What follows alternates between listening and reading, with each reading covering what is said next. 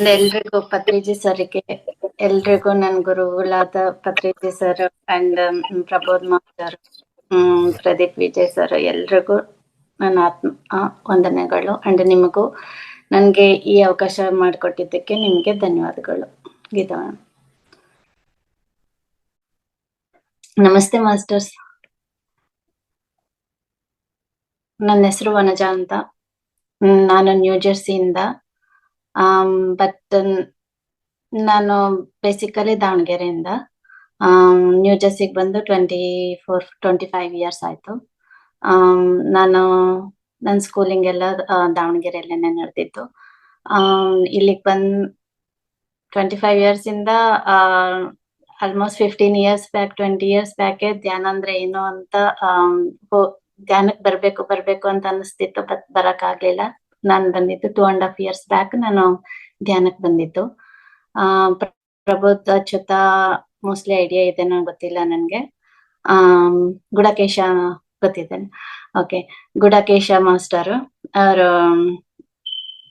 Nitin ಜಯಸಿದ master, ಅವರು grand master. ಅವರು new ಜೆರ್ಸಿಗೆ ಬಂದಿದ್ರು 2.5 ಇಯರ್ಸ್ ಬ್ಯಾಕ್. ಬಂದಾಗ ನನ್ನ ಫ್ರೆಂಡ್ ಅವ್ರನ್ನ ಮೀಟ್ ಮಾಡ್ಬೇಕು ಅಂತಂದು ಕೇಳ್ತಾ ಇದ್ರು. ಅವ್ರನ್ನ ಮೀಟ್ ಮಾಡಿಸ್ಬೇಕು ಅಂತ ಹೋದಾಗ ನಾನ್ ಕನೆಕ್ಟ್ ಆದೆ ಅವ್ರಿಗೆ. ಅವ್ರು ಕನೆಕ್ಟ್ ಆಗ್ಲಿಲ್ಲ, ನಾನ್ ಕನೆಕ್ಟ್ ಆದೆ. ಸರ್ ಹೇಳಿರೋ ಅಂತ ಮಾತುಗಳು ಅದೆಲ್ಲ ನನಗೆ ತುಂಬಾ ಇಷ್ಟ ಆಯ್ತು. ನನ್ಗೆ ಅದಕ್ ಮುಂಚೆ ನಾನು ಎಷ್ಟು ಧ್ಯಾನ ಮಾಡ್ಬೇಕು. ಕ್ಲಿಯರ್ ಇದೆ ನಾ ವಾಯ್ಸ್? ಕೇಳಿಸ್ತಿದ್ದೇನಾ? ಓಕೆ. ಎಷ್ಟು ಧ್ಯಾನ ಮಾಡ್ಬೇಕು ಅಂತಂದ್ರು ನನ್ ಕೈಲಿ ಆಗ್ತಾ ಇರ್ಲಿಲ್ಲ. ಅಂಡ್ ನಾನೊಂದು ಸಾಫ್ಟ್ವೇರ್ ಇಂಜಿನಿಯರ್, ಜಾಬ್ ಮಾಡ್ತಿದ್ದೆ ನ್ಯೂಯಾರ್ಕ್ ಅಲ್ಲಿ. 2 ಮಕ್ಕಳು. ಈ ಲೈಫ್ ಅಲ್ಲಿ ನಾನು ಬಿಸಿ ಇದ್ದೆ. ಕಂಪ್ಲೀಟ್ ಫ್ಯಾಮಿಲಿ ಲೈಫ್, ಮಕ್ಕಳು, ಮನೆ, ಹಸ್ಬೆಂಡ್, ಇದೇ ನನ್ ಲೋಕ. ಇನ್ ಬೇರೆ ಏನು ಇಲ್ಲ. ಎಲ್ಲ ವೀಕೆಂಡ್ಸ್ ಅಲ್ಲಿ ಫ್ರೆಂಡ್ಸ್ ಮೀಟ್ ಮಾಡೋದು, ಆ ತರ ಸ್ವಲ್ಪ ಅಷ್ಟು ಬಿಟ್ರೆ ಇನ್ನೇನು ಇರ್ಲಿಲ್ಲ. ಸರ್ ಬಂದ್ಮೇಲೆ ಗೊತ್ತಾಗಿದ್ದು ನನ್ಗೆ ನಾನ್ ಯಾವ ವೈಬ್ರೇಷನ್ ಅಲ್ಲಿ ಇದ್ದೀನಿ, ನಾನು ಏನ್ ಕೊಡ್ತಾ ಇದ್ದೀನಿ ಈ ಪ್ರಪಂಚಕ್ಕೆ, ಯೂನಿವರ್ಸಿಗೆ ನಾನು ಏನ್ ಕೊಡ್ತಾ ಇದ್ದೀನಿ ಅನ್ನೋದು ಒಂದು ಕ್ಲಾರಿಟಿ ಬಂತು. ನನಗೆ ಗೊತ್ತೇ ಇರ್ಲಿಲ್ಲ ನಾನು ಒಂದು ದುಃಖದಲ್ಲಿ ಇದ್ದೆ ಅಂತ. ನನ್ಗೆ ಗೊತ್ತಿರ್ಲಿಲ್ಲ. ಯಾಕೆ ಅಂತಂದ್ರೆ ನಾವ್ ಎಷ್ಟೊಂದು ಜನ ಇವಾಗ್ಲೂನು ನನ್ಗನ್ಸತ್ತೆ ನಾವ್ ಯಾವ ಸ್ಟೇಟ್ ಅಲ್ಲಿ ಇದೀವಿ ಅಂತ ನಮಗ್ ಗೊತ್ತೇ ಇಲ್ಲ. ಅದೊಂದು ರೂಢಿ ಮಾಡ್ಕೊಂಡು ನಾವು ಬಿಡ್ತಾ ಇದ್ದೀವಿ. ನಾವು ಹೊರಗ್ ನೋಡೋದಕ್ಕೆ ಚೆನ್ನಾಗೇ ಇದ್ದೀವಿ. ಏನಿದೆ, ಇಷ್ಟೇ ಅಲ್ವಾ, ನಾರ್ಮಲ್ ತಾನೇ ಇದೆಲ್ಲ. ಜೀವನ ಅಂದ್ಮೇಲೆ ಇದು ಬರುತ್ತೆ ಅದು ಬರುತ್ತೆ ಹಿಂಗೆ ಅಂತ ನಾವು ಒಂದು ಮಾಸ್ಕ್ ಹಾಕೊಂಡ್ಬಿಟ್ಟು ನಾವು ಜೀವನ ನಡೆಸ್ತಿದೀವಿ ಅಂತ ಅವಾಗ ಅನ್ನಿಸ್ತು ನನ್ಗೆ. ನಾನು ಯಾವ ವೈಬ್ರೇಷನ್ ಅಲ್ಲಿ ಇದ್ದೆ ಗೊತ್ತಿಲ್ಲ. ಬಟ್ ಸರ್ ಬಂದ್ಮೇಲೆ ಗೊತ್ತಾಗಿದ್ದು ನಾನು ದುಃಖದಲ್ಲಿದ್ದೆ ಅಂತ ನನಗೆ ಗೊತ್ತಾಯ್ತು. ಏನ್ ಕೊಟ್ರು ಅವರು? ಒಂದ್ ಎಕ್ಸಾಂಪಲ್ ಅಂತಂದ್ರೆ ಅದು ನನ್ನ ಲೈಫ್ ಚೇಂಜ್ ಮಾಡಿತ್ತು. ನಾವು ಇವಾಗ ನಿಮ್ಗೆ ಮಕ್ಳಿದ್ದಾರೆ. ನಿಮ್ ಮಕ್ಳು ಅಳ್ತಾ ಇದ್ರೆ ನಿಮ್ಗೆ ಇಷ್ಟ ಆಗುತ್ತಾ? ನಿಮ್ ಮಕ್ಳು ಖುಷಿಯಾಗಿದ್ರೆ ನೀವ್ ಖುಷಿಯಾಗಿರ್ತೀರಾ ಅಂತ ಕೇಳಿದ್ರು ಅವ್ರನ್ನ. ಯಾರಿಗಾದ್ರೂ ಮಕ್ಳು ಖುಷಿಯಾಗಿದ್ರೇನೆ ತಾನೇ ತಾಯಿಗೆ ಖುಷಿಯಾಗಿರೋದು. ಖುಷಿಯಾಗಿದ್ರೆ ಅಲ್ವಾ ಸರ್ ಅಂತ ಅಂದೆ. ಆವಾಗ ಮತ್ತೆ ನಿಮ್ಮನ್ನ ಹುಟ್ಟಿಸಿರೋ ಅಂತ ವಿಶ್ವ ಮಾತಾ ಖುಷಿಯಾಗಿರ್ಬೇಕು ಅಂತಂದ್ರೆ ನೀವ್ ಖುಷಿಯಾಗಿರ್ಬೇಕಲ್ವಾ? ನೀವು ಖುಷಿಯಾಗಿದ್ರೇನೆ ತಾನೇ ನಿಮ್ ವಿಶ್ವ ಮಾತಾ ಖುಷಿಯಾಗಿರೋದು, ಯೂನಿವರ್ಸ್ ಖುಷಿಯಾಗಿರೋದು. ಅದ್ ಯಾಕೆ ದುಃಖ ಇರ್ಬೇಕು ನಿಮ್ಗೆ ಅಂತ ಕೇಳಿದ್ರು. ಅವಾಗ ಇದನ್ನ ಯಾಕೆ ಹೇಳಿದ್ರು ಅಂತಾನೂ ನನಗೆ ಗೊತ್ತಿರ್ಲಿಲ್ಲ. ನಾನು ಎಲ್ಲಿ ದುಃಖದಲ್ಲಿದ್ದೆ ಅಂತಾನೂ ನನಗೆ ಗೊತ್ತಿರ್ಲಿಲ್ಲ. ಆಮೇಲೆ ಯೋಚನೆ ಮಾಡ್ತಾ ಹೋದಾಗೆ ಗೊತ್ತಾಯ್ತು, ನಾನು ಒಳಗಡೆ ತುಂಬಾ ಹೋಲ್ಡ್ ಮಾಡಿದ್ದೆ. ನಾನು ತುಂಬಾ ಅಂದ್ರೆ ತುಂಬಾನೇ ಹೋಲ್ಡ್ ಮಾಡಿದ್ದೆ.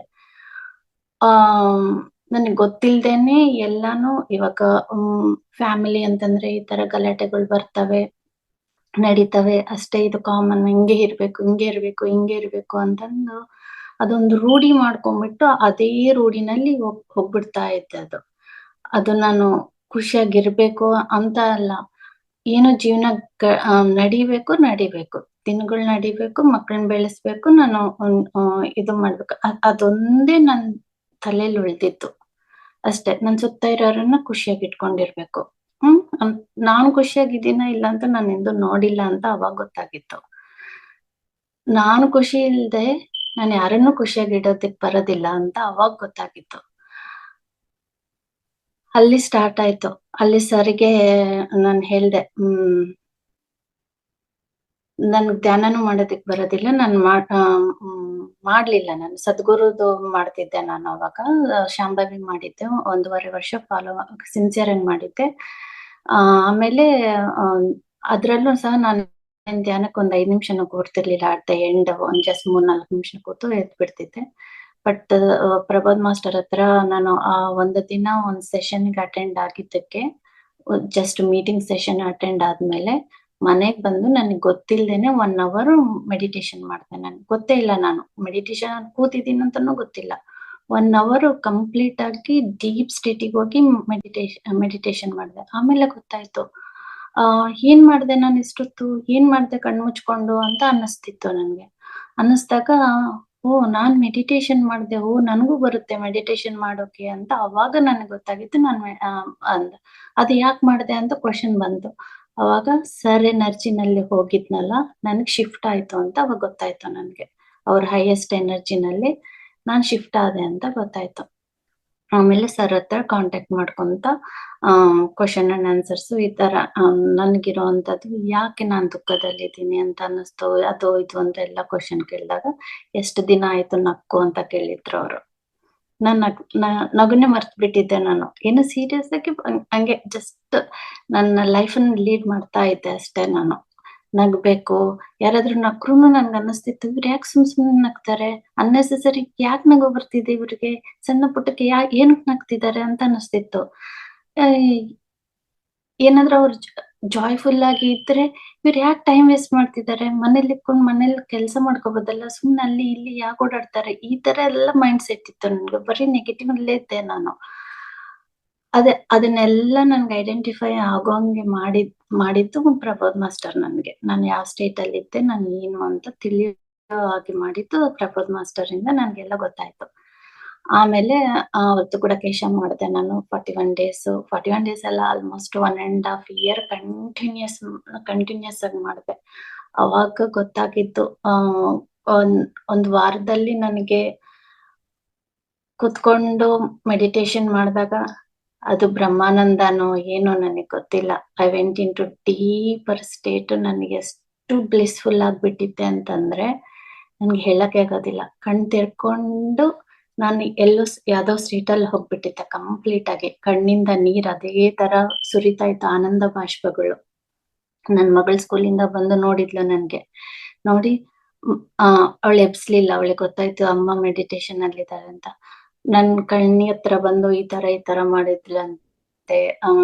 ನಾನೇನಾದೆ, ನನ್ಗೇನೋ ಆಗ್ಬಿಡ್ತು ಅಂತ ಅವಳು ಅನ್ಕೊಂಡ್ಲು. ಆಮೇಲೆ ಮೇ ಬಿ ಮೆಡಿಟೇಷನ್ ಅಲ್ಲಿ ಇರ್ಬೋದು, ಇದೇನೋ ಮೆಡಿಟೇಷನ್ ಅಲ್ಲಿ ಆಗ್ತಿದೆ ಮಮ್ಮಿಗೆ ಅಂತಂದು ಬಿಟ್ಟೋದ್ಮೇಲೆ ಆಮೇಲೆ ಕೇಳಿದ್ಲು ಏನಾಯ್ತು ಅಂತಂದ್ರೆ, ನನಗೆ ಗೊತ್ತಿಲ್ಲ. ಅವತ್ತಿಂದ ನಾನು ಎಷ್ಟು ಖುಷಿ ಇದ್ದೆ ಅಂತಂದ್ರೆ ನನ್ಗೆ ಹೇಳೋದಿಕ್ಕೆ ಆಗಲ್ಲ. ಒಂದು ಹೊಸ ಪ್ರಪಂಚ, ಈ ಪ್ರಪಂಚದಲ್ಲೆಲ್ಲ ಪ್ರೀತಿ ತುಂಬಿಕೊಂಡಿದೆ.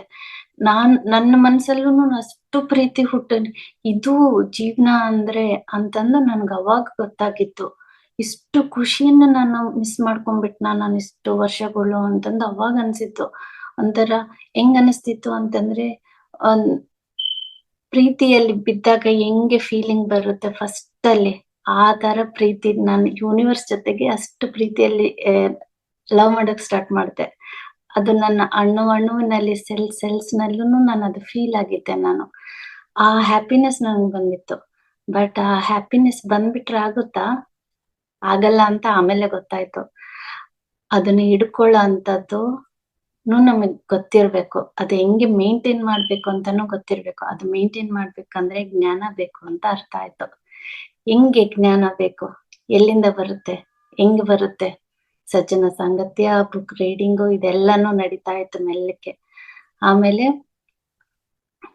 ಒಂದಿನ ಅದ್ರಲ್ಲಿ ಸರ್ ಹೇಳ್ಕೊಡೋ ಅಂತ ಮೆಥಡ್ಸ್ ಎಲ್ಲ ಅದು ಫಾಲೋ ಆಗಿ ನಗೋದನ್ನ ಪ್ರಾಕ್ಟೀಸ್ ಮಾಡಿದ್ದು, ಅದು ಆಟೋಮೆಟಿಕ್ ಆಗಿ ಬಂದ್ಬಿಡುತ್ತಲ್ಲ. ಒಂದ್ ಹಿಂಗ್ ಖುಷಿ ಅಂತ ಕಣ್ಣು ಮುಚ್ಕೊಂಡ್ರೆ ಸಾಕು, ನನ್ ಹಾರ್ಟ್ ಚಕ್ರ ಎಲ್ಲ ಈ ತರ ಸ್ಪ್ರೆಡ್ ಆದಂಗ ಆಗ್ತಾ ಇತ್ತು. ಅಷ್ಟು ಖುಷಿ ಅನ್ನಿಸ್ತಿತ್ತು.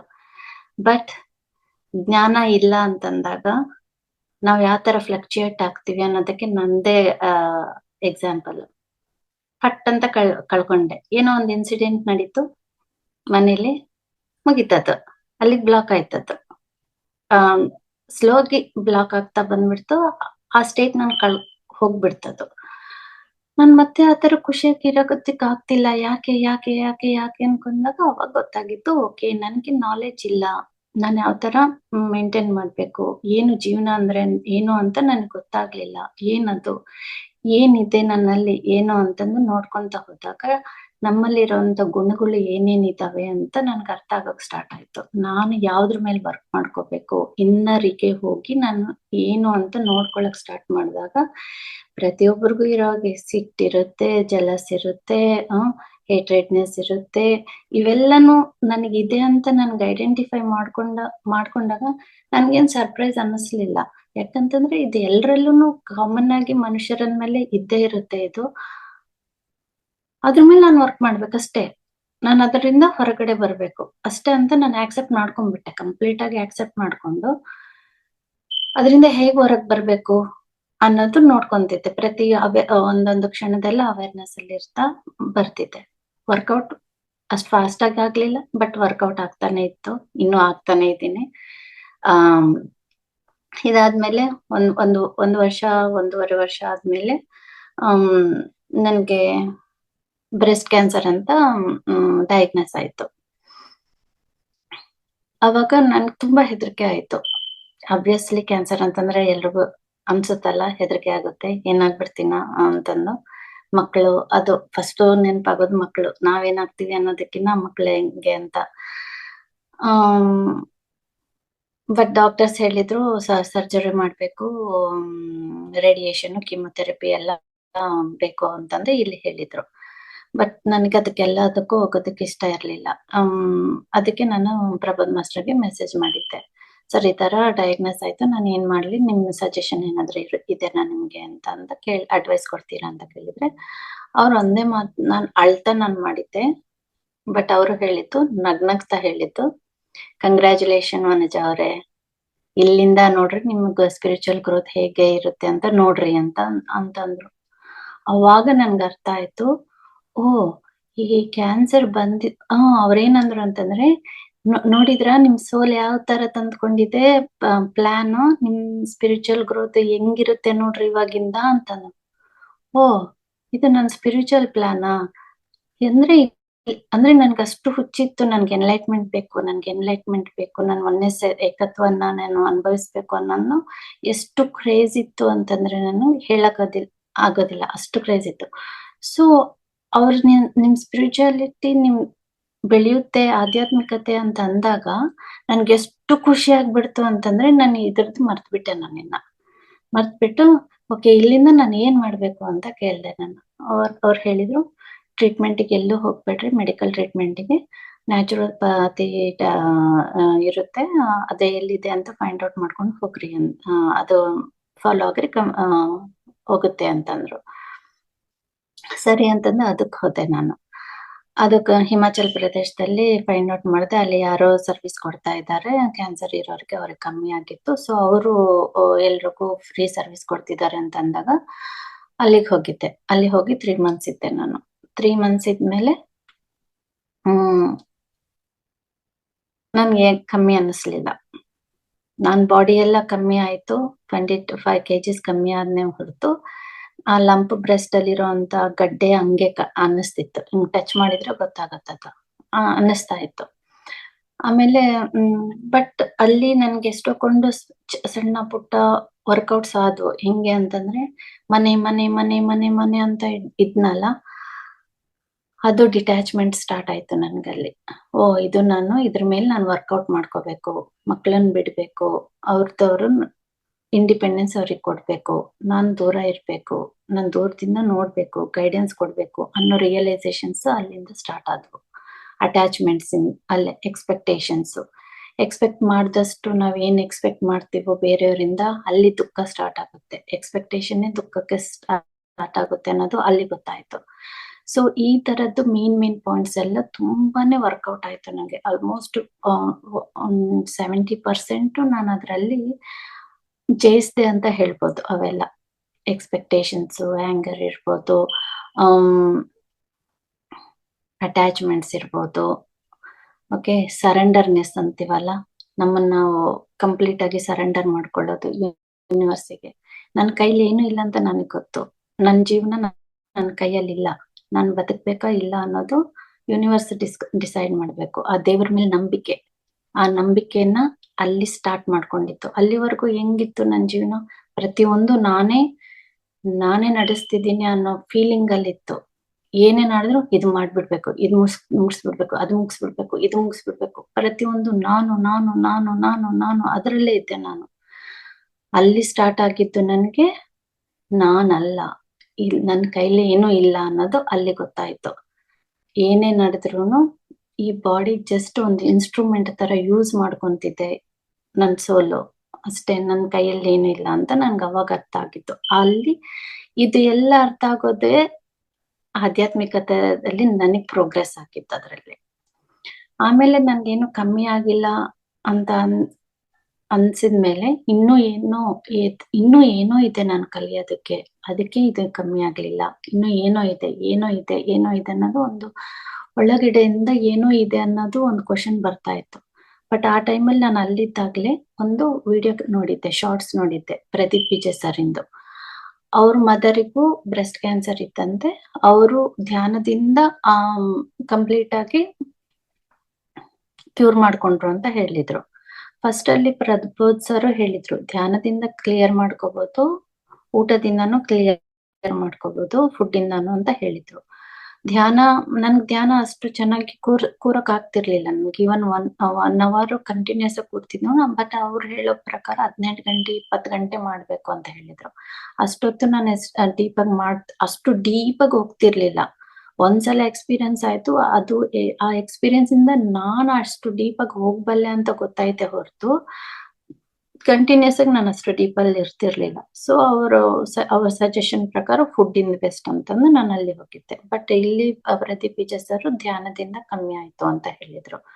ಸೊ ಅವ್ರ ಗ್ರೂಪ್ ಅಲ್ಲಿ ಇದ್ದೆ ನಾನು. ಆ ಗ್ರೂಪ್ 3.5 months ಆದ್ಮೇಲೆ ನಾನು US ಗೆ ಬಂದ್ಮೇಲೆ ಗೊತ್ತಾಗಿತ್ತು ಏನು ಅಂತಂದ್ರೆ, ಅವರು ಲೈವ್ ಅಲ್ಲಿ ನಾನು ಒಂದ್ಸಲ ಜಾಯಿನ್ ಆದಾಗ ನನ್ಗೆ ಹ್ಯಾಂಡ್ ರೈಸ್ ಮಾಡಿದ್ದೆ, ನಾನು ಕ್ವಶನ್ ಕೇಳ್ಬೇಕು ಅಂತ. ಅದು ಲಾಸ್ಟ್ ಒಂದ್ 2-3 ನಿಮಿಷ ಇತ್ತು ಅಂದಾಗ ಸೆಷನ್ಗೆ ನಾನು ರೈಸ್ ಮಾಡಿದ್ದೆ. ಹೋಗ್ಲಿ, ಇದು ನನಗೆ ಆನ್ಸರ್ ಬರುತ್ತೆ ಅಂತಂದ್ರೆ, ಯೂನಿವರ್ಸ್ ಕೊಡುತ್ತೆ ಅಂತಂದ್ರೆ ಅವ್ರು ನನ್ ಪಿಕ್ ಮಾಡ್ತಾರೆ, ಇಲ್ಲಾಂದ್ರೆ ಇಲ್ಲ ಅಂತಂದು ಅನ್ಕೊಂಡು ಸುಮ್ನೆ ಕೂತಿದ್ದೆ. ಬಟ್ ಲಕಿಲಿ ನನ್ನನ್ ಪಿಕ್ ಮಾಡಿದ್ರು ಸರ್, ವನಜಾ ಅಂತಂದ್ರು. ಅವಾಗ ನಾನು ಕೇಳ್ದೆ ಅವ್ರಿಗೆ, ಸರ್ ನಿಮ್ಮ ಮದರ್ಗೆ ಈ ತರ ಇತ್ತು ಅಂತ ನಾನು ನೋಡಿದ್ದೆ, ನನಗೂ ಇದೆ ಸಿಚುವೇಶನ್, ಫುಡ್ ಮೇಲೆಲ್ಲ ನಾನು ವರ್ಕೌಟ್ ಮಾಡ್ಕೊಂಡೆ, ಬಟ್ ನನ್ಗೆಲ್ಲೂ ಇಂಪ್ರೂವ್ಮೆಂಟ್ ಕಾಣ್ಲಿಲ್ಲ, ಎಲ್ಲೋ ನಾನು ಇನ್ನೂ ಏನೋ ಹಿಡ್ಕೊಂಡಿದ್ದೀನಿ ಅಂತ ನನ್ಗೆ ಅನ್ನಿಸ್ತಿದ್ದೆ. ನಾನು ಏನೋ ಹಿಡ್ಕೊಂಡಿದ್ದೀನಿ ಅಂತ ನೀವೇನಾದ್ರೂ ನನ್ಗೆ ಹೆಲ್ಪ್ ಮಾಡ್ತೀರಾ, ಹೇಳ್ತೀರಾ ಅಂತ ಕೇಳಿದ್ದೆ ನಾನು. ಕೇಳಿದಾಗ ಸರ್ ಹೇಳಿದ್ದು ಒಂದೇ ಮಾತು, forget about your physical body. ನಿನ್ ದೇಹದ ಬಗ್ಗೆ ಮರ್ತು ಬಿಡ್ರಿ ಕಂಪ್ಲೀಟ್ ಆಗಿ. ನೀವು ಎಷ್ಟು ನೀವು ಇಂಪ್ರೂವ್ ಆಗ್ತಿದ್ದೀರಾ ಅನ್ನೋದೊಂದೇ ನೋಡ್ಕೊಳ್ರಿ. ನೀವು ದಿನದಲ್ಲಿ ಎಷ್ಟು ಹ್ಯಾಪಿಯಾಗಿರ್ತಿದ್ದೀರಾ ಅದು ಚೆಕ್ ಮಾಡ್ಕೊಳ್ರಿ ನೀವು ಅಷ್ಟೇ. ಫಿಸಿಕಲ್ ಬಾಡಿ ಬಗ್ಗೆ ನೀವು ಇಂಪಾರ್ಟೆನ್ಸೇ ಕೊಡ್ಬೇಡ್ರಿ ಅಂತ ಹೇಳಿದ್ರು ಅವರು. ಬಟ್ ಆವಾಗ ನನ್ಗೆ ಆ ಸ್ಟೇಟ್ ಇರ್ಲಿಲ್ಲ ಇನ್ನು.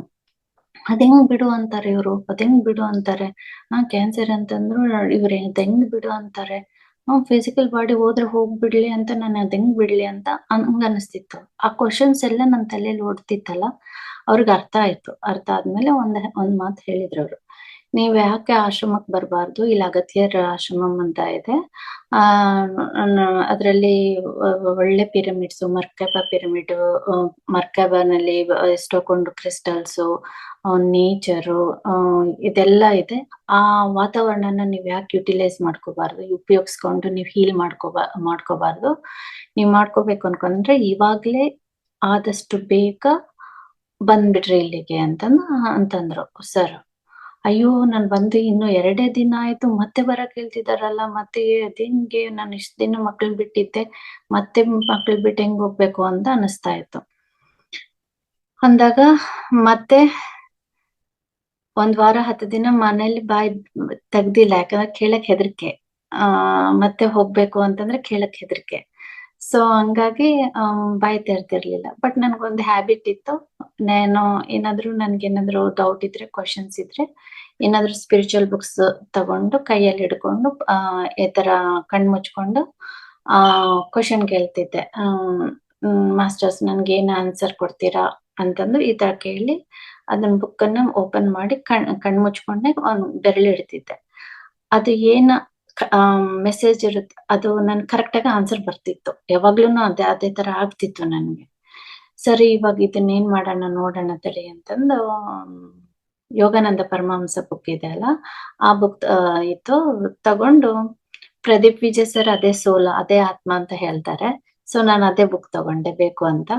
ತಗೊಂಡು ಅದೇ ಇದು ಕಣ್ ಮುಚ್ಕೊಂಡ್ ಕೇಳಿ ಬೆರಳನ್ನ ಇಟ್ಟಿದ್ದೆ ಒಂದ್ ಪೇಜ್ ತೆಗ್ದು. ಏನಿತ್ತು ಅಂತಂದ್ರೆ, ಭಾರತ ದೇಶಕ್ಕೆ ತಿರುಗಿ ಬಾ ಅಂತ ಇತ್ತು ಅಲ್ಲಿ. ಕರೆಕ್ಟ್ ಆಗಿ ಮೆಸೇಜ್ ಬಂತು ನನಗದು. ಅದು ನೋಡೋಷ್ಟೊತ್ತಿಗೆ ನನ್ಗೆ ಫುಲ್ ಶಾಕ್ ಆಗ್ಬಿಡ್ತು. ಮೈಯೆಲ್ಲ ಒಂಥರ ಜಮ್ ಅಂತು. ಸರಿ ಅಂತಂದು ಇನ್ನು ಬೇರೆ ಚಾಯ್ಸ್ ಇಲ್ಲ ನನ್ಗೆ, ಇದು ನನ್ಗೆ ಯೂನಿವರ್ಸ್ ಕೊಡ್ತಾ ಇರೋ ಗೈಡೆನ್ಸ್ ನನ್ಗೆ, ನಾನ್ ನೆಗ್ಲೆಕ್ಟ್ ಮಾಡ್ಬಾರ್ದು ಅಂತ ಇಮಿಡಿಯೇಟ್ ಆಗಿ ಹೋಗಿ ನಾನ್ ಇಂಡಿಯಾಗ್ ಹೋಗ್ಲೇಬೇಕು. ನನ್ಗೆ ಬೇರೆ ಚಾಯ್ಸ್ ಇಲ್ಲ. ನಾನ್ ಹೀಲ್ ಆಗ್ಬೇಕು ಅಂತಂದ್ರೆ ನಾನು ಇಂಡಿಯಾಗ್ ಹೋಗ್ಲೇಬೇಕು. ನಾನು ಹೋಗ್ ಬರ್ತೀನಿ ಅಂತ ಕೇಳಿದ್ರೆ, ಮಕ್ಕಳು ಹೋಗುಮ್ಮ, ನೀನ್ ಹೀಲ್ ಆಗೋದು ಇಂಪಾರ್ಟೆಂಟ್ ಅಲ್ವಾ ಅಂತಂದು ಅವ್ರು ಈಸಿಯಾಗಿ ಹೇಳ್ಬಿಟ್ರು ಅವ್ರು. ಓ ಥ್ಯಾಂಕ್ ಗಾಡ್, ಇವರೆಲ್ಲ ಇಷ್ಟು ಈಸಿಯಾಗಿ ಹೇಳಿದ್ರಲ್ಲ ಅಂತಂದು ಒಂದು 4-5 ದಿನದಲ್ಲಿ ಮತ್ತೆ ಟಿಕೆಟ್ ಬುಕ್ ಮಾಡ್ಕೊಂಡು ಮತ್ತೆ ಇಂಡಿಯಾಗ್ ಬಂದೆ. ಅಲ್ಲಿ ಅಗತ್ಯರ ಆಶ್ರಮದಲ್ಲಿ 40 ದಿನ ನಾನು ಕಂಪ್ಲೀಟ್ ಆಗಿ ಮೌನದಲ್ಲಿದ್ದೆ. ಸರ್ ಕೇಳಿದ್ರು, ನಾನು ಫಸ್ಟ್ ಬಂದ ತಕ್ಷಣ ನನಗ್ ಕೇಳಿದ್ರು, ನಾನು ಅವ್ರ ಗೈಡೆನ್ಸ್ ಬೇಕಿತ್ತು. ನನಗ್ ಗೊತ್ತಿಲ್ಲ ಅಲ್ಲಿ ಏನ್ ಮಾಡ್ಬೇಕು ಅಂತ ಗೊತ್ತಿಲ್ಲ ಅಲ್ಲ, ನನ್ಗೇನು ಐಡಿಯಾನೇ ಇಲ್ಲ. ಸೊ ಹೋಗಿ ಮೀಟ್ ಮಾಡಿದ್ದೆ ನಾನು. ಸರ್ ನಾನು ಏನ್ ಮಾಡ್ಬೇಕು ನನ್ಗೆ ಹೇಳ್ರಿ, ನಾನು ಯಾವ ತರ ಸಾಧನೆ ಮಾಡ್ಬೇಕು ಅಂತ. ಅವ್ರು ಕೇಳಿದ್ರು, ಒಂದೇ ಕ್ವಶನ್ ಕೇಳಿದ್ರು ನನ್ಗೆ, ನಿಮ್ಮ ಜೀವನದಲ್ಲಿ 40 ದಿನ ಇದೆ, ಆ 40 ದಿನದಲ್ಲಿ ನಿಮ್ಗೆ ಏನ್ ಬೇಕು ಅಂತ ಕೇಳಿದ್ರು ನನಗೆ ಕ್ವಶನ್. ನನಗೆ ಸೆಲ್ಫ್ ರಿಯಲೈಸೇಷನ್ ಬೇಕು ಅಂತ ಕೇಳಿದೆ ನಾನು. ನಾನ್ ಯಾರು ಅಂತ ನಾನು ತಿಳ್ಕೊಬೇಕು ಅನ್ನೋದು ನನ್ಗೆ ಬೇಕು ಅಂತ ಕೇಳಿದ್ದೆ ನಾನು. ಅವರು ಶಾಕ್ ಆದ್ರು. ಸ್ಟಿಲ್ ಅವರು ಓಕೆ, ಹಂಗಿದ್ರೆ ನಾನು ಹೇಳೋದೆಲ್ಲ ಮಾಡ್ರಿ ಅಂತ ಅಂದು ದಿನಕ್ಕೆ 6 ತಾಸು ಕಂಪಲ್ಸರಿ ಮೆಡಿಟೇಷನ್ ಮಾಡ್ಬೇಕು. ಬೆಳಗ್ಗೆ ರೂಮ್ ಬಿಟ್ರೆ ಮತ್ತೆ ಮಲ್ಗೋದಿಕ್ಕೆ ರೂಮಿಗೆ ಹೋಗ್ಬೇಕು. 40 ದಿನ ಚಪ್ಪಲು ಇವತ್ತು ಒಳಗ್ ಬಿಟ್ಟಿರೋರು ಮತ್ತೆ ಹೋಗೋ ದಿನನೇ ಚಪ್ಪಲ್ ಹಾಕೋಬೇಕು, ನೋ ಚಪ್ಪಲ್ಸು. 6 ಗಂಟೆ ಮೆಡಿಟೇಷನ್ ಮಾಡ್ಬೇಕು. ಉಳಿದಿರೋದೆಲ್ಲ ಟೈಮನ್ನೆಲ್ಲ ನೇಚರ್ ಅಲ್ಲಿ ಮಾತ್ರನೇ ಸ್ಪೆಂಡ್ ಮಾಡ್ಬೇಕು. ನೇಚರ್ ಮಾತ್ರ ಅಬ್ಸರ್ವ್ ಮಾಡ್ತಾನೆ ಇರ್ಬೇಕು. ಪ್ರತಿಯೊಂದು ಗಿಡನ, ಪ್ರತಿಯೊಂದು ಮರ, ಪ್ರತಿಯೊಂದನ್ನು ನೀವು ಅಬ್ಸರ್ವ್ ಮಾಡ್ತಾ ಇರ್ಬೇಕು. ಕ್ಲೌಡ್ಸ್ ಹೆಂಗಿದೆ, ಮೋಡಗಳು ಹೆಂಗ್ ಹೋಗ್ತಿದಾವೆ, ಇದೆಲ್ಲ ಎಲ್ಲಿ ಯಾವಾಗ ಏನ್ ನಡೆಯುತ್ತೆ ಅಂತ ನಿಮಗೆ ಗೊತ್ತಿಲ್ಲ. ಓಕೆ, ಬಟ್ ನೀವ್ ಆತರ ತುಂಬಾ ಅಬ್ಸರ್ವ್ ಮಾಡ್ತಾ ಇರ್ಬೇಕು. ಬುಕ್ ರೀಡಿಂಗ್ಸ್ ಮಾಡ್ರಿ, ಈ ತರ ಎಲ್ಲ ಹೇಳಿದ್ರು ಸರ್. ಅಲ್ಲಿ ಏಕಬಿಲ್ವ ಲೀವ್ಸ್ ಅಂತ ಇದೆ. ಸ್ಪೆಷಲ್ ಬಿಲ್ವ ಪತ್ರೆಗಳು ಡಿಫ್ರೆಂಟ್, ಇದು ಏಕಬಿಲ್ವ ಗಿಡ. ಅದು ಏಕಬಿಲ್ವ ತುಂಬಾ ಹೆಲ್ಪ್ ಆಗುತ್ತೆ ನಮ್ಗೆ. ಬಾಡಿ ಹೀಲಿಂಗು ಆಗುತ್ತೆ, ಸ್ಪಿರಿಚುವಲ್ ಗ್ರೋತ್ ಆಗುತ್ತೆ ಅಂತ ಸರ್ ಹೇಳಿದ್ರು. ಅದನ್ನ ದಿನಾ ತಿನ್ರಿ ಅಂತ ಹೇಳಿದ್ರು. ಅದು ತಿಂದ್ರೆ ನಿಮ್ಗೆ ಎನ್ಲೈಟ್ಮೆಂಟ್ ಆಗ್ಬೋದು. ಇಫ್ ಯು ಆರ್ ರೆಡಿ, ನೀವು ರೆಡಿ ಆಗಿದ್ರೆ ನಿಮ್ಗೆ ಎನ್ಲೈಟ್ಮೆಂಟ್ ಆಗುತ್ತೆ ಅಂತ ಹೇಳಿದ್ರು. ಸೊ ನಾನ್ ಸಿನ್ಸಿಯರ್ಗೆ ಇವೆಲ್ಲಾನು ಕಂಪಲ್ಸರಿ ಮಾಡ್ದೆ ನಾನು. ಮಾಡಿದಾಗ 1 ವಾರಕ್ಕೆ ನನಗೆ ಒಂದೊಂದು ಓಪನ್ ಆಗಕ್ ಸ್ಟಾರ್ಟ್ ಆದ್ವು ನನ್ಗೆ. ಏನೇನು ನಡೀತಾ ಇದೆ. ನನ್ಗೆ ನಂಬಿಕೆನೇ ಇರ್ಲಿಲ್ಲಲ್ಲ. ದೇವ್ರ ಮೇಲೆ ನಂಬಿಕೆ ಇತ್ತೇನೋ ಹೊರತು, ಬಟ್ ನಾನು ಕಂಟ್ರೋಲ್ ಮಾಡ್ತಿದ್ನಲ್ಲ, ಆ ಕಂಟ್ರೋಲಿಂಗ್ ಬಿಡ್ಬೇಕು ಅನ್ನೋದು ನನಗೆ ಗೊತ್ತಾಯ್ತು. ನಾನೊಬ್ಳೆ ಅಲ್ಲ, ನಾನೊಬ್ಳೆ ಇಲ್ಲ, ನಾನು ಒಂಟಿ ಅಲ್ಲ, ನಾನು ಲೋನ್ಲಿ ಆಗಿಲ್ಲ, ನನ್ ಸುತ್ತ ಇದಾರೆ. ಈ ಯೂನಿವರ್ಸ್ ನನ್ ಜೊತೆಗೇನೆ ಇದೆ, ಯಾವಾಗ್ಲೂ ನನಗೆ ಸಪೋರ್ಟ್ ಮಾಡ್ತಿದೆ ಅನ್ನೋದಕ್ಕೆ ಸಿಕ್ಕಾಪಟ್ಟೆ ಮಿರಾಕಲ್ಸ್ ತೋರಿಸ್ತು ನನ್ಗಲ್ಲಿ ಯೂನಿವರ್ಸ್. ನನ್ಗೆ ಅಲ್ಲಿ ತುಂಬಾ ಮಾವಿನ ಗಿಡಗಳು ಇರ್ತಿದ್ವು. ಅಲ್ಲಿ ಬೋರ್ಡ್ ಬೇರೆ ಹಾಕ್ಬಿಟ್ಟಿದ್ರು, ಸಿಕ್ಕಾಪಟ್ಟೆ ಮಾವಿನಕಾಯಿಗಳು ತಿನ್ಬೇಕು ಅಂತ ಆಸೆ. ಬಟ್ ಕೊಯ್ಬಾರ್ದು, ತಗೋಬಾರ್ದು, ಅಲ್ಲಿ ಬೋರ್ಡ್ ಹಾಕಿದ್ರು ಕೊಯ್ಬಾರ್ದು ಅಂತಂದು.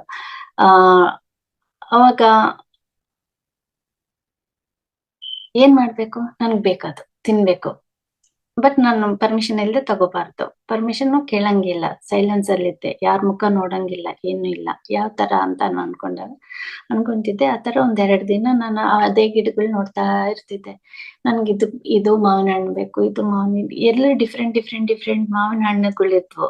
ಒಂದೊಂದ್ ತರ ಎಷ್ಟು ಆಸೆ ಬರೋಂಗ್ ಮಾಡ್ತಿದ್ವು ಅಂದ್ರೆ ಅವು ನೋಡ್ದಾಗೆಲ್ಲ ಬೇಕು ಬೇಕು ಬೇಕು ಅನಿಸ್ತಿತ್ತು. ಸ್ಟಾರ್ಟ್ ಮಾಡ್ತು ಯೂನಿವರ್ಸ್ ನನ್ಗೆ ಯಾವಾಗ ತಿನ್ಬೇಕು ಅನ್ನಿಸ್ತು, ಟಪ್ ಅಂತ ನಾನು ಮೆಡಿಟೇಷನ್ ಮಾಡಿ, ನನ್ಗೆ ಮಾವಿನ ಹಣ್ಣು ತಿನ್ಬೇಕು ಅನ್ನಿಸ್ತಿದೆ, ಕೊಡು ಅಂತ ಅನ್ಕೊಂಡು ಹೊರಗ್ ಬರ್ತಿದ್ದೆ. ನಾನ್ ಬರೋಷ್ಟೊತ್ತಿಗೆ ಟಪ್ ಅಂತ ಬೀಳ್ತಿತ್ತು. ಅದ್ ತಗೊಂಡು ಆರಾಮಾಗಿ ತಿಂದು ಹೋಗ್ತಿದ್ದೆ. ಮತ್ತೆ ಅದೇ ತರದ್ ದಿನಕ್ಕೆ 3-4 ಮಾವಿನ ಹಣ್ಣು ಕೊಡ್ತಿತ್ತು. ಅದು ನಾನ್ ಬೇರೆಯವ್ರಿಗೆ ಯಾರಿಗಾದ್ರೂ ಹಂಚಿದ್ರೆ ಮತ್ತಿನ್ನೊಂದು ಇಮಿಡಿಯೇಟ್ ಆಗಿ ಹಂಗೆ ಬೀಳ್ತಿತ್ತು ನನ್ಗೆ, ಇದು ನಿನಗೆ ಅಂತ ಹೇಳಂಗೆ. ಆತರ ನನ್ಗೆ ಒಂದಲ್ಲ ಎಷ್ಟು ಅಂತಂದ್ರೆ, ನಾನು ಆ ಮಾವಿನ ಹಣ್ಣಿನ ಸೀಸನ್ ಅಲ್ಲಿ ಇದ್ದ 40 days ಕಂಪ್ಲೀಟ್ ಎಂಜಾಯ್ ಮಾಡಿದೆ ನಾನು. ನನಗ್ ಬೇಕಾದಾಗ ಅದು ಬೀಳ್ತಿತ್ತು, ನಾನು ತಿಂತಿದ್ದೆ. ಈವನ್ ಹಣ್ಣಾಗಿದ್ದು ಬೀಳ್ತಿತ್ತು ಅಂತಂದ್ರೆ ಅದನ್ನೂ ಅಲ್ಲ, ನನ್ಗೆ ಹಸಿ ಮಾವಿನಕಾಯಿ ಬೇಕು, ತಿನ್ಬೇಕು, ನಾನು ಉಪ್ಪು ಹಚ್ಕೊಂಡು ತಿನ್ಬೇಕು ಅಂತ ಅನ್ಸಿದ್ದಾಗೂ ಆ ಹಸಿ ಮಾವಿನಕಾಯಿ ಬಿದ್ದಿತ್ತು. ಅದು ಇನ್ನೂ ವಂಡರ್ ಅನ್ನಿಸ್ತು ನನ್ಗೆ. ವಾವ್, ನನ್ಗೆ ಏನ್ ಬೇಕೋ ಅದು ಕೊಡ್ತಿದ್ದೆ ಯೂನಿವರ್ಸ್ ಅಂತಂದ್ರೆ, ನಾವ್ ಏನ್ ಕೇಳಿದ್ರು ಅದು ಅಮ್ಮ ಕೊಡ್ತಾರೆ. ಇವಾಗ ಮಕ್ಳು ಹೇಗೆ ಕೇಳಿದಾಗ ಅಮ್ಮ ಕೊಡಕ್ಕೆ ಪ್ರತಿಯೊಂದು ಕೊಡ್ತಾರೋ, ಅದೇ ತರ ಈ ಅಮ್ಮನು ನನಗ್ ಬೇಕಾಗಿರೋದೆಲ್ಲ ಕೊಡುತ್ತೆ ಅಂತ ನನ್ಗೆ ಅವಾಗ ಗೊತ್ತಾಯ್ತು. ನನ್ ಫ್ರೂಟ್ಸ್ ಡಯಟ್ ಅಲ್ಲಿ ಇರ್ತಿದ್ದೆ. ನಾನು ಹೆಂಗೆ ತರ್ಸ್ಕೊಳ್ಳೋದು, ಅಲ್ಲಿ ಶಾಪ್ಸ್ ಇರ್ತಿರ್ಲಿಲ್ಲ, ಹೊರಗಡೆ ಹೋಗ್ಬೇಕು, ಯಾರಿಗ್ ಕೇಳ್ಬೇಕು, ಆಟೋಮೆಟಿಕ್ ಆಗಿ ಹೆಲ್ಪ್ ಬಂದ್ಬಿಡ್ತಿತ್ತು ನನ್ಗೆ. ಮೇಡಮ್ ನಿಮ್ಗೆ ಏನಾದ್ರು ಫ್ರೂಟ್ಸ್ ಬೇಕಾ, ನಾನು ಮಾರ್ಕೆಟಿಗೆ ಹೋಗ್ತಿದ್ದೀನಿ ಅಂತ ಕೇಳ್ತಿದ್ರು. ನಾನ್ ದುಡ್ಡು ಕೊಟ್ಟು ಲಿಸ್ಟ್ ಕೊಟ್ರೆ ತಂದು ಕೊಡ್ತಿದ್ರು. ನನ್ಗೆ ಒಂಚೂರು ಯಾವ್ದ್ರಲ್ಲೂ ತೊಂದ್ರೆನೇ ಆಗಿರ್ಲಿಲ್ಲ. ಪ್ರತಿಯೊಂದು ನನ್ಗೆ ಏನ್ ಬೇಕೋ ಎಲ್ಲ ಅದೇ ತರ ನಡ್ದು ಹೋಗ್ಬಿಡ್ತಿತ್ತು ಅದು. ನಾನು ಒಂಚೂರು ಎಲ್ಲೂ ತೊಂದರೆಗೆ ಒಳಗಾಗ್ಲಿಲ್ಲ ಅಲ್ಲಿ. ಅದು ತುಂಬಾ ಅಬ್ಸರ್ವ್ ಮಾಡ್ಕೊಂಡೆ ನಾನು. ಅಂದ್ರೆ ನಾವು ಪ್ರಶಾಂತವಾಗಿದ್ವಿ ಅಂತಂದ್ರೆ ನಮ್ ಜೀವನ ಹೇಗ್ ನಡೆಯುತ್ತೆ, ನಮ್ಗೆ ಹೆಂಗ್ ಬೇಕೋ ಹಂಗ ನಡೆಯುತ್ತೆ. ನಾವ್ ಯಾವಾಗ ಟೆನ್ಷನ್ ಅಲ್ಲಿ ಇರ್ತೀವೋ ಅದು ನಮ್ಮ ಹತ್ರ ಬರ್ತಾ ಇಲ್ಲ ಅನ್ನೋದು ನನ್ಗಲ್ಲಿ ರಿಯಲೈಸೇಷನ್ ಆಯ್ತು. ನಾವ್ ಯಾವಾಗ್ಲೂ ರಿಲ್ಯಾಕ್ಸ್ಡ್ ಮೂಡ್ ಅಲ್ಲಿ ಇರ್ಬೇಕು. ಅವಾಗ ಪ್ರತಿಯೊಂದು ತಾನಾಗಿ ತಾನ್ ನಡೆಯುತ್ತೆ. ಅದಕ್ಕೆ ಮೆಡಿಟೇಷನ್ ಮಾಡೋದು ನಾವು. ನಾವೆಷ್ಟು ಕಾಮ್ ಮಾಡ್ಕೊಂತೀವೋ ನಮ್ಮ ಮೈಂಡ್ ಅನ್ನ, ನಾವೆಷ್ಟು ಟೆನ್ಷನ್ ಕಮ್ಮಿ ಮಾಡ್ಕೊಂತೀವೋ ನಮ್ಮ ಜೀವನಗಳು ಅಷ್ಟು ಕೂಲ್ ಆಗಿ ನಡೆಯುತ್ತೆ. ನಮ್ಗೆ ಏನ್ ಬೇಕೋ ಅದನ್ನ ನಡೀತಾ ಹೋಗುತ್ತೆ. ಚಾಲೆಂಜಸ್ ಬರ್ತಾವ, ಯಾಕೆ ಬರ್ತವೆ, ನಾನ್ ಯಾಕೆ ಖುಷಿಯಾಗಿರ್ಲಿಲ್ಲ ಅನ್ನೋದೊಂದು ಕ್ವಶನ್ ಇತ್ತು ನನ್ಗೆ. ಯಾಕೆ ಖುಷಿ ಇಲ್ಲ ಅಂತ ನಾನು ಕ್ವಶನ್ ಹಾಕೊಂಡಾಗ ನನ್ಗ್ ಗೊತ್ತಾಯ್ತು, ನಾನು ಮಾಡಿರೋಂತ ಏನ್ ಕರ್ಮಗಳು ಮಾಡಿದ್ದೆ, ಯಾಕೆ ಈ ತರ ಬಿಹೇವಿಯರ್ ಬರ್ತಿದೆ ನನ್ ಸುತ್ತ ಅನ್ನೋದೆಲ್ಲ ನನ್ಗೆ ಆನ್ಸರ್ಸ್ ಅಮೇಸಿಂಗ್ ಆಗಿ ನನ್ಗೆ ಗೊತ್ತಾಯ್ತು, ಒಳಗಡೆಯಿಂದ ಆನ್ಸರ್ಸ್. ಅಂಡ್ ನನ್ಗೆ ಕ್ಯಾನ್ಸರ್ ಯಾಕೆ ಬಂತು, ನಾವ್ ಯಾವ ತರ ಮನುಷ್ಯರು ಮಾತಿನ ಮೇಲೆ ನಾವು ಮಾತನ್ನ ನಂಬ್ತೀವೋ, ನಮ್ಮ ನಂಬಿಕೆಗಳೇ ನಮ್ಮ ಜೀವನ ಅನ್ನೋದು ಅಲ್ಲಿ ಅರ್ಥ ಆಯ್ತು. ಬಿಲೀಫ್ ಸಿಸ್ಟಮ್ ಅಂತೀವಿ. ಆ ಬಿಲೀಫ್ ಸಿಸ್ಟಮ್ ಹೆಂಗ್ ಬಂತು ಅನ್ನೋದು ಈಗ ಈ ಅಂಶದ ಮೇಲೆ ನನ್ಗೆ ಗೊತ್ತಾಯ್ತು. ನನ್ ಫ್ರೆಂಡ್ ಒಬ್ರು ಇದಾರೆ, ಅವ್ರಂತಿದ್ರು, ಇವಳು ಹಿಂಗೆ ಸ್ಯಾಡ್ ಆಗಿದ್ರೆ, ದುಃಖದಲ್ಲಿದ್ರೆ ಇವಳಿಗೆ ಕ್ಯಾನ್ಸರ್ ಬರುತ್ತೆ ಅಂತ ಹೇಳಿದ್ರು. ಅವ್ರು ಯಾವಾಗೋ ಒಂದಿನ ಅಂದಿದ್ರು. ಅದನ್ನ ನಾನು ಹೌದು ಅಂತ ನಾನು ಒಪ್ಕೊಂಡ್ಬಿಟ್ಟಿದ್ದಕ್ಕೆ ಅದು ಇಲ್ಲಿ ಬಂತು ಅಂತ ನನಗ್ ಗೊತ್ತಾಯ್ತು. ಅಲ್ಲಿ ನಾವ್ ಒಪ್ಕೋಬಾರ್ದು. ಒಳ್ಳೇದಿದ್ರೆ ಒಪ್ಕೋಬೇಕು, ಕೆಟ್ಟದಿದ್ರೆ ಒಪ್ಕೋಬಾರ್ದು.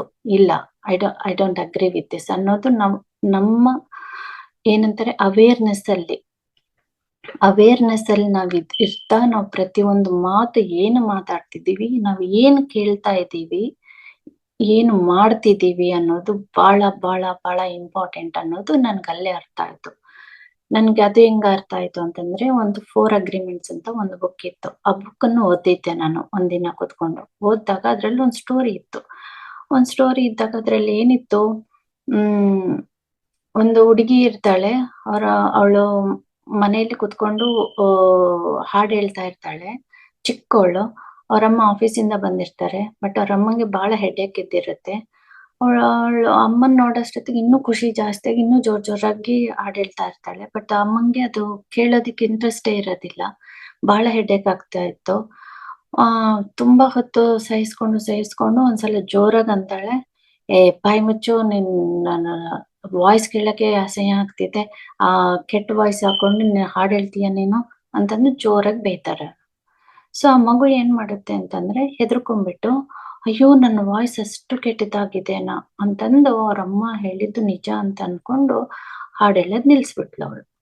ನಿಲ್ಸಿದ್ದು ಮತ್ತೆ ಹಾಡ್ಲೇ ಇಲ್ಲ ಅವಳು. ಮಾತಾಡೋದು ಕಂಪ್ಲೀಟ್ ಆಗಿ ಸ್ಟಾಪ್ ಮಾಡ್ಬಿಟ್ಲ ಹುಡುಗಿ. ಯಾಕಂತಂದ್ರೆ ನನ್ನ ವಾಯ್ಸ್ ಚೆನ್ನಾಗಿಲ್ಲ ಅನ್ನೋದು ಹುಡುಗಿ ಒಪ್ಕೊಂಡ್ಬಿಟ್ಲಲ್ಲಿ, ನಂಬಿಬಿಟ್ಲ ಅವಳು. ನಂಬಿದಾಗ ಅವಳು ಸ್ಟಾಪ್ ಮಾಡ್ಕೊಂಡ್ಬಿಟ್ಲು. ಸ್ಕೂಲಲ್ಲಿ ಎಲ್ಲ ಸ್ಟಾಪ್ ಮಾಡಿ, ಅದು ಸ್ಟೋರಿ ನಾನು ಅಲ್ಲಿ ಓದಿದ್ದೆ.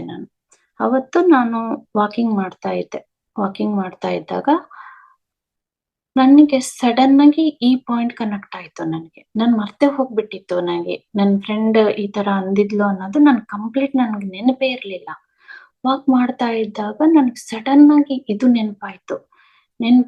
ಅದು ಓ, ಆ ಹುಡುಗಿ ಹೆಂಗ್ ಒಪ್ಕೊಂಡ್ಲೋ ಹಂಗೆ ನಾನ್ ಇದನ್ನ ಒಪ್ಕೊಂಡೆ, ಅದಕ್ಕೆ ನನಗಿದು ಬಂತು ಅನ್ನೋದು ನನ್ಗಲ್ಲಿ ಫ್ಲಾಶ್ ಆಯ್ತು. ಆವಾಗ ಇಮ್ಮಿಡಿಯೇಟ್ ಆಗಿ ನಾನೇ ಒಳಗಡೆ ಜೋರಾಗಿ ಕಿರ್ಚ್ಕೊಂಡೆ. ನೋ, ನಾನು ಅವಳನ್ನ ಒಪ್ಕೊಂತಾ ಇಲ್ಲ. ಅವಳು ಹೇಳಿದ ಮಾತು ನಿಜ ಅಂತ ನಾನು ಒಪ್ಕೊಂತಿಲ್ಲ. ನಾನು ಈ ಕ್ಷಣನೇ ನಾನು ಕ್ಯಾನ್ಸರ್ನ ನನ್ನ ಬಾಡಿಯಿಂದ ನಾನು ಕಂಪ್ಲೀಟ್ ಆಗಿ ನಾನು ರಿಲೀಸ್ ಮಾಡ್ತಿದ್ದೀನಿ. I am not agreeing with her words ಅಂತಂದು ಜೋರಾಗಿ ಚೀರ್ಕೊಂಡೆ. ನಾನು ಒಳಗಡೆ ನನ್ನ ವಾಯ್ಸ್ ಇಂದಾನೆ ನಾನು ಜೋರಾಗಿ ಚೀರ್ಕೊಂಡೆ. ಅವಾಗ ನನ್ನ ಬಾಡಿ ಎಲ್ಲ ಒಂಥರ ಶಿವರ್ ಆಗ್ಬಿಟ್ಟು ರೆಸ್ಪಾಂಡ್ ಮಾಡ್ತು, ರಿಲೀಸ್ ಮಾಡ್ಬಿಡ್ತು ಆ ಕ್ಯಾನ್ಸರ್ ಅನ್ನ. ನೋಡಿದ್ರ, ಒಂದು ಮಾತು ನಮಗೆ ಗೊತ್ತೇ ಇಲ್ಲ ಅದು ಏನು ಅಂತ. ನಾವು ಮಾತಾಡೋ ಮಾತು ಎಷ್ಟು ಅವೇರ್ನೆಸ್ ಅಲ್ಲಿ ಇರ್ಬೇಕು, ನಾವ್ ಯಾರನ್ನು ಬ್ಲೈಂಡ್ ಆಗಿ ಫಾಲೋ ಆಗೋದ್ ಬೇಕಾಗಿಲ್ಲ. ಯಾಕಂತಂದ್ರೆ ನನ್ಗ ಅವಳ ಮೇಲೆ ತುಂಬಾ ನಂಬಿಕೆ ಇತ್ತು. ಅವಳಿಗೆ ಏನು ಅಂತಂದ್ರೆ ಅವಳು ತುಂಬಾ ಮೆಡಿಟೇಷನ್ ಮಾಡ್ತಾಳೆ. ಅವಳಿಗೆ ಕನಸಲ್ಲೆಲ್ಲ ನೆಕ್ಸ್ಟ್ ನಡೆಯೋದೆಲ್ಲ ಗೊತ್ತಾಗುತ್ತೆ. ಸೊ ಅವಳು ಹೇಳಿದ್ದೆಲ್ಲ ನಿಜ ಆಗುತ್ತೆ, ಈ ತರ ನಂಬಿಕೆ ನನ್ಗ ಅವಳ ಮೇಲೆ ಇತ್ತು. ಹಂಗಾಗಿ ಅವಳು ಏನ್ ಹೇಳಿದ್ಲೋ ಅದು ನಡೆಯುತ್ತೆ ಅನ್ನೋದು ಒಂದು ನನ್ನ ತಲೆಯಲ್ಲಿ ಹೋಗ್ಬಿಡ್ತದು.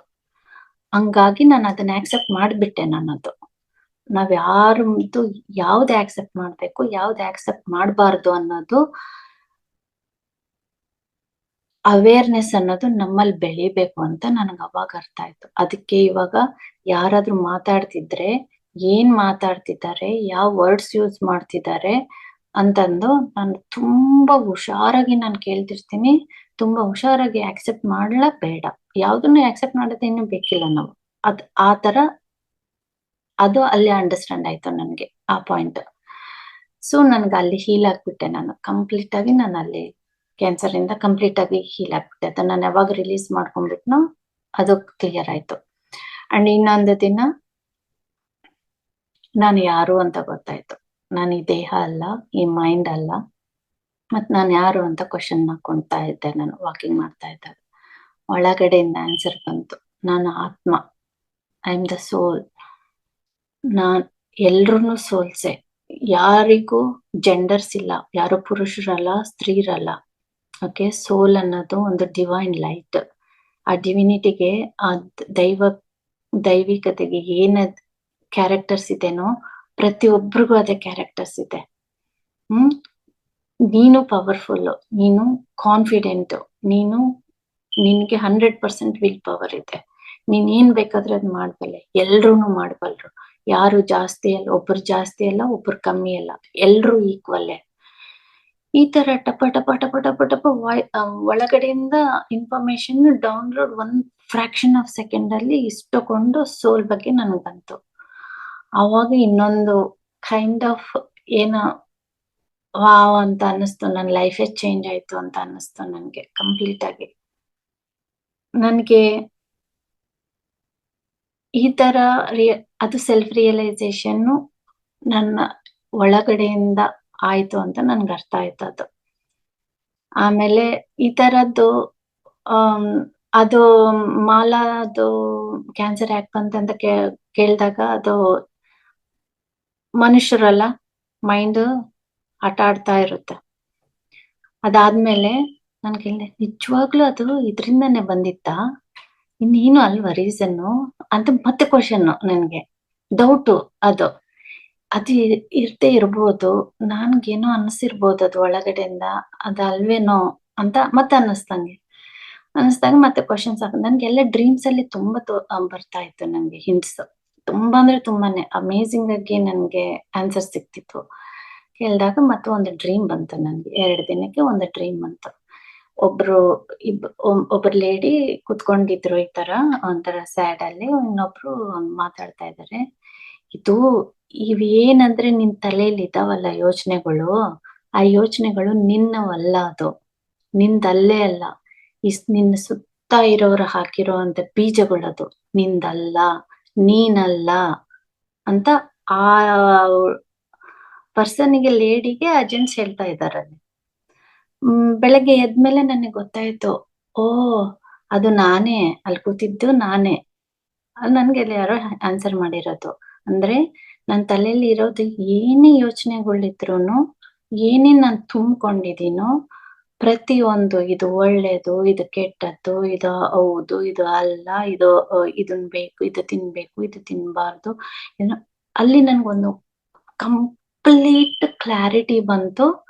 ನನ್ನ ತಲೆಯಲ್ಲಿ ಇರೋದೆಲ್ಲಾನು ಹೊರಗಡೆ ಇನ್ಫಾರ್ಮೇಶನ್ ಅಷ್ಟೇ. ಆ ಇನ್ಫಾರ್ಮೇಶನ್ ಎಲ್ಲ ತೆಗ್ದು ನನ್ನ ಪಕ್ಕ ಇಟ್ರೆ ನಾನು ಡೈರೆಕ್ಟ್ ಆಗಿ ಕನೆಕ್ಟ್ ಆಗ್ಬಿಡ್ತೀನಿ ಅನ್ನೋದು ಅರ್ಥ ಆಗ್ಬಿಡ್ತು. ಅಲ್ಲಿ ಕರೆಕ್ಟ್ ಆಗಿ ನನ್ಗೆ ಅಂಡರ್ಸ್ಟ್ಯಾಂಡ್ ಆಯ್ತು ಅದು. ವಾವ್, ಅಂದ್ರೆ ನನ್ನ ಮೈಂಡಿನ ಮೇಲೆ ನಾನು ಕಂಪ್ಲೀಟ್ ವರ್ಕ್ ಮಾಡ್ಬೇಕು ಇವಾಗ.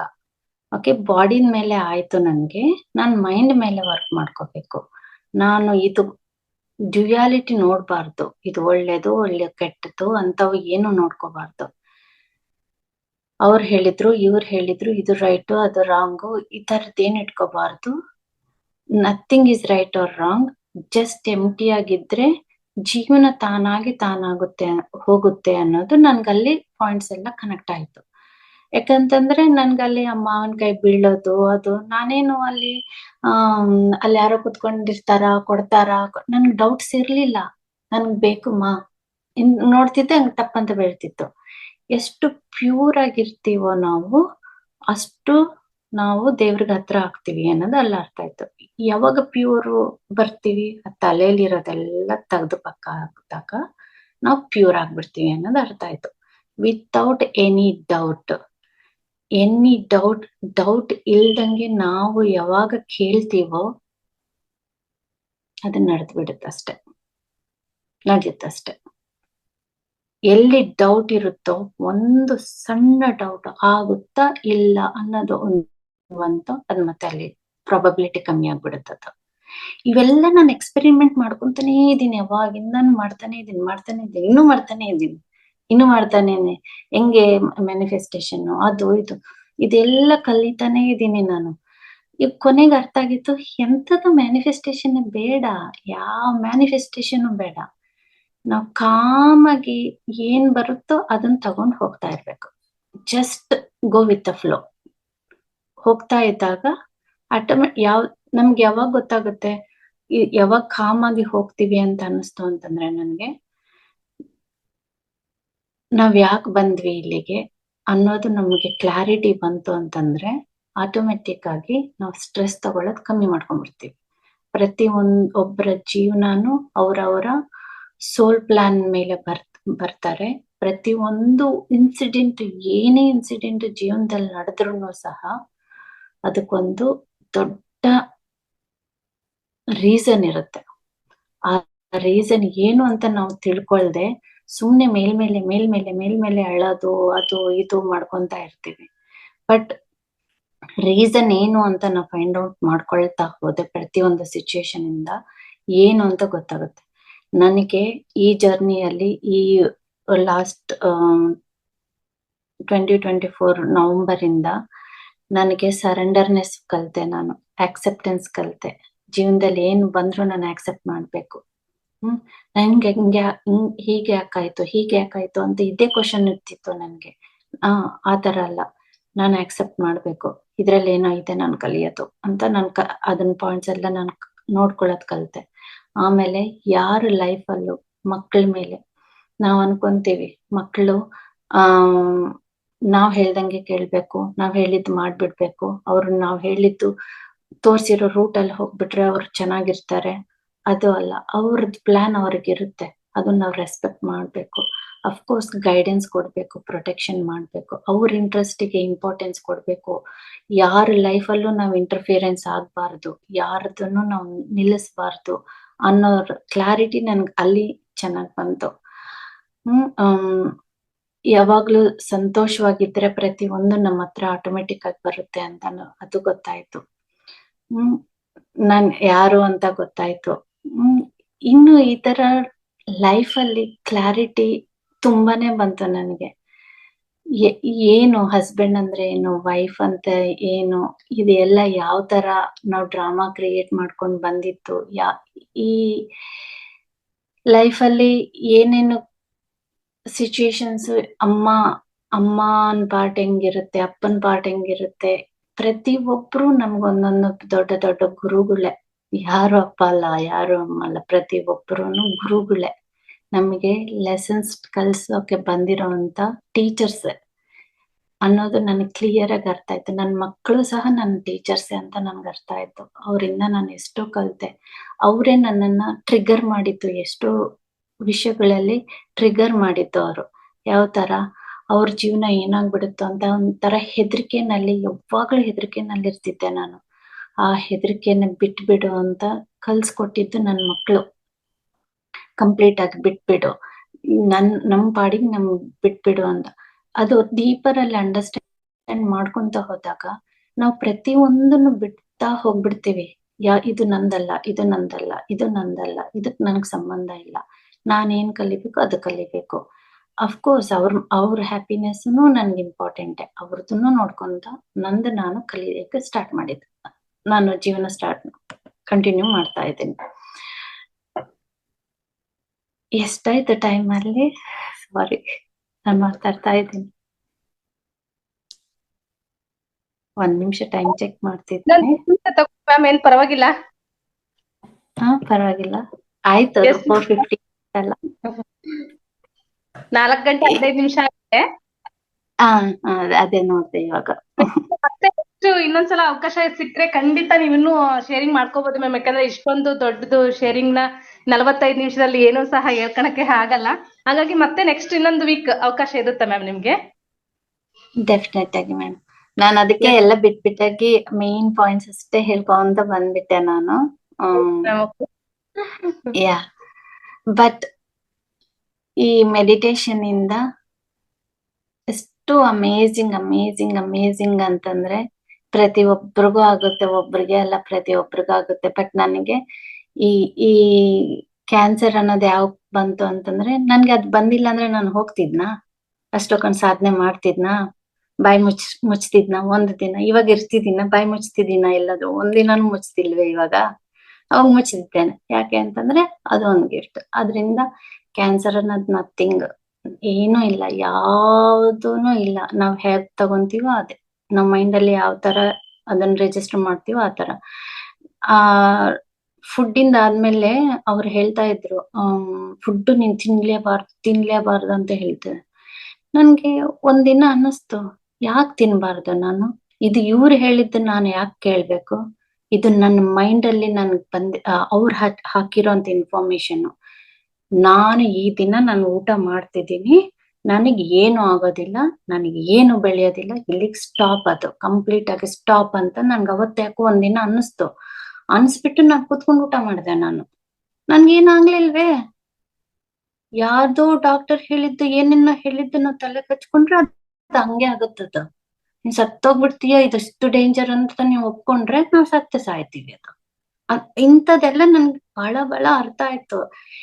ಹೊರಗಿನ ಇನ್ಫಾರ್ಮೇಶನ್ ಯಾವ್ದು ಬೇಡ, ನನ್ಗೆ ಒಳಗಡೆಯಿಂದ ಏನ್ ಬರುತ್ತೋ ಅದನ್ನ ನಂಬೇಕು ಅನ್ನೋದು ನನ್ಗೆ ಮೋರ್ ಕ್ಲಾರಿಟಿ ಬಂತು. ಹೊರಗಡೆಯಿಂದ ಯಾವ್ದು ಬೇಡ, ಆ ವೈಟಮಿನ್ ಡಿಫಿಷಿಯನ್ಸಿ, ಈ ವೈಟಮಿನ್ ಡಿಫಿಷಿಯನ್ಸಿ ಎಂತದ್ದು ಬೇಡ. ಬಟ್ ನನ್ಗೆ ಪ್ರಬೋಧ್ ಮಾಸ್ಟರ್ ಏನ್ ಹೇಳಿತ್ತು, ಫುಡ್ ಕಮ್ಮಿ ಮಾಡ್ಕೊಂಡ್ರೆ ಸ್ಪಿರಿಚುಯಾಲಿಟಿ ಚೆನ್ನಾಗಿ ಬರುತ್ತೆ, ಗ್ರೋತ್ ಇರುತ್ತೆ ಅಂತ ಹೇಳಿದ್ರು. ನನ್ಗದು ಒಂದು, ನಾನು ಅದಕ್ಕೋಸ್ಕರ ಇವಾಗೂ ಫುಡ್ ಕಮ್ಮಿ ಮಾಡಿದ್ದೀನಿ. ಫ್ರೂಟ್ಸ್ ಜಾಸ್ತಿ ತಿಂತೀನಿ, ನಟ್ಸ್ ಜಾಸ್ತಿ ತಿಂತೀನಿ. ಬಟ್ ಅವ್ರು ಹೇಳಿದ್ದೇನು ಅಂತಂದ್ರೆ, ಹಿಂಗ್ ಏನ್ ಬೇಕೋ ಪ್ರತಿಯೊಂದು ಕಾಸ್ಮಿಕ್ ಎನರ್ಜಿಯಿಂದ ತಗೊಳ್ರಿ ಅಂತ ಹೇಳ್ತಿದ್ರು ಅವರು.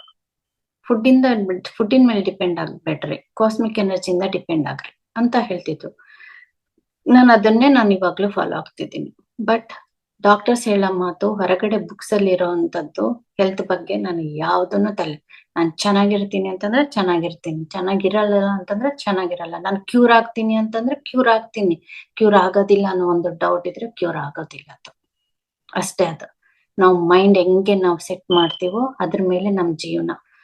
ನನ್ ಮಗಳು ಚೆನ್ನಾಗಿರ್ತಾಳೆ ಅನ್ನೋ ಒಂದು ದೊಡ್ಡ ನಂಬಿಕೆನಲ್ಲಿ ನಾವಿದ್ರೆ ಅವ್ರು ಚೆನ್ನಾಗೇ ಇರ್ತಾರೆ. ಅಯ್ಯೋ ಇವಳು ಏನಾಗ್ಬಿಡ್ತಾಳೆ ಅಂತಂದ್ರೆ ಅಲ್ಲಿ ಏನೋ ಆಗ್ತಾನೆ ಇರುತ್ತೆ. ಅದು ಏನೋ ಒಂದು ಟೆನ್ಷನ್ ತರ್ತಾನೆ ಇರುತ್ತೆ. ಸೊ ನಾವ್ ಏನ್ ಯೋಚನೆ ಮಾಡ್ತೀವೋ ಅದ್ರ ಮೇಲೆ ನಮ್ ಲೈಫ್ ಡಿಪೆಂಡ್ ಆಗುತ್ತೆ.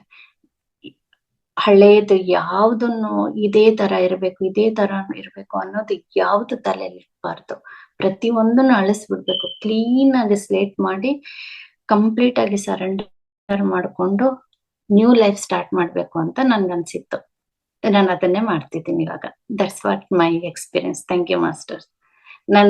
ಏನಾದ್ರೂ ನಿಮಗೆ ರಾಂಗ್ ಅನ್ಸಿದ್ರೆ you can discuss with me.